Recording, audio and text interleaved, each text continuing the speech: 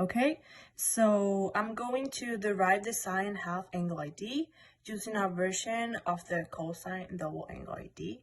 I would like to start writing down how the sine half angle ID should look like. So we're gonna have sine x over 2 equal positive or negative square roots 1 negative cosine over 2. And we are going to use the cosine double angle ID to get the sine half angle ID.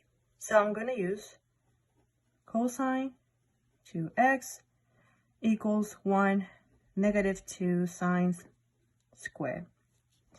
So the first step is so easy. We are going to let x be equal theta over 2. So we are going to replace every x on the ID with theta over 2. So we have cosine 2 times theta over 2 equal 1 negative 2 sine squared theta over 2. So now that we have this, we have to start solving everything. So the first thing we can do is here divide and multiply. So we are going to divide and multiply. So we have 2 times theta is basically 2 theta over 2. So 2 over 2 is basically 1. So we are going to have cosine theta equals 1 negative 2 sine squared theta over 2. We want this to start looking like the sine half angle ID. So we are going to rewrite what we have.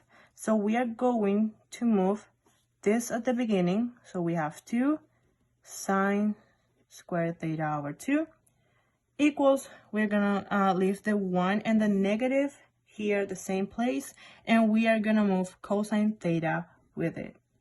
So we have 1 negative cosine theta. So now that we have this, we want to start getting rid of these two numbers. We want the sine to be alone. So we basically are going to divide both sides by 2. So we're going to divide by 2. So this 2 will cancel, and we have sine squared theta over 2 equal 1 negative cosine theta over 2. So we just have left the square. So basically to eliminate those, we have to square roots both sides.